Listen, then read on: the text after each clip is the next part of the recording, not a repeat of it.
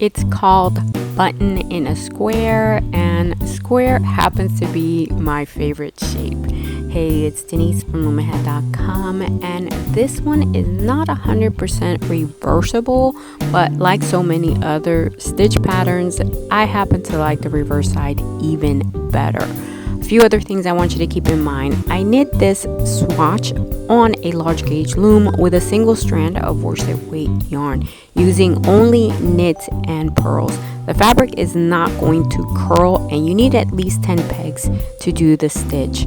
Another heads up is that because this is a stitch pattern only video and not a project video, there's no cast on or cast off, but I'll give you more information in the description. All right, without further ado, let's begin with rows 1 and 2, where we're just going to knit the row. But before I do that, let me go ahead and quickly go over my stitch marker placement, because you guys always ask. The metal stitch markers are marking my edges, and the locking stitch markers are what I'm using for the actual stitch pattern. So I start with a locking stitch marker, I count off 10, and then I add another locking stitch marker. So from here to here is that first repeat, and then personally I'm going to repeat it again, so 3 times in total with my 1 knit stitch edge.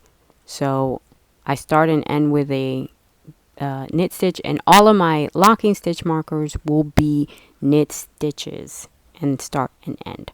All right, so those with the metal are not part of the pattern. And the reason I add those is because I want these edges to look nice and neat, because this is a swatch for a scarf, and I am going to do a video for this scarf from beginning to end. So make sure that you subscribe so you don't miss that. This is a complete project, so stay tuned. All right, remember that that first peg is my edge and not part of the stitch pattern, and it's why I marked it with a metal stitch marker. Right, we are starting here where the locking stitch marker is. That's where my pattern for the stitch will always start. And for rows 1 and 2, all you're doing is knitting the row. I'm going to be using a flat knit stitch in this direction because it's easier. You can use a U-wrap or a classic or true knit stitch, and then we're going to, at the end of this, turn around to do row 2 exactly the same. You're just going to knit the row, and we're doing flat version for this video. The in the round for a hat is the same thing. So knit rows 1 and 2, and like I said, I'm going to go all the way here to the end and then turn around and come back and do the same thing for row 2. Then we're ready for rows 3 and 4, where you're going to knit 1, purl 8, and then knit 1. So after you knit your edge, then you're going to do that 1 knit stitch.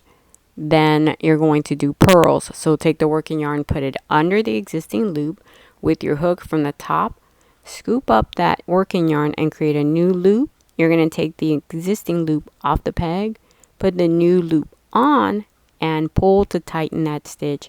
You need 8 of those purl stitches all in a row. So just keep knitting until you've count off 8 purl stitches. So here's 7, and here's my 8th, and then the last stitch that I'm going to do to finish that row is 1 knit stitch. Well, that 1 repeat of the 10 stitch stitch pattern, and then personally I'm going to repeat it 2 more times and end with my edge. You're going to repeat it as necessary for your particular project. You're then ready for rows 5 through 10, where you're going to knit 1 and then purl 2, knit 4, purl 2, knit 1. So that creates that square within the button. All right, so let's get started, and we're going to, after your edge, do that 1 knit stitch. You're going to do those 2 purls, and you already know how to do purls, so I don't need to explain because you are an expert. And then you're gonna do those 2 knit stitches. Now you saw me push down those loops. You don't really need to do that. As you can see, you don't need to push down loops.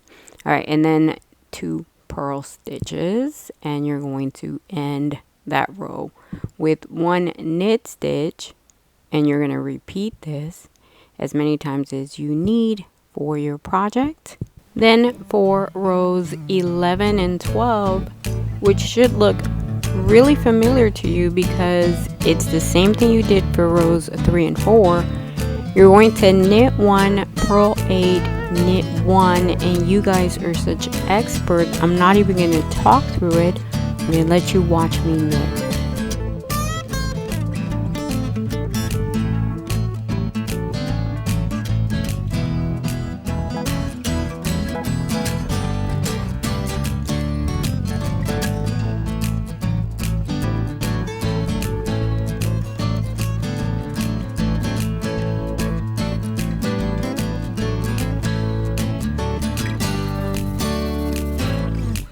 Then all you're going to do is repeat rows 1 through 12 as necessary for your project.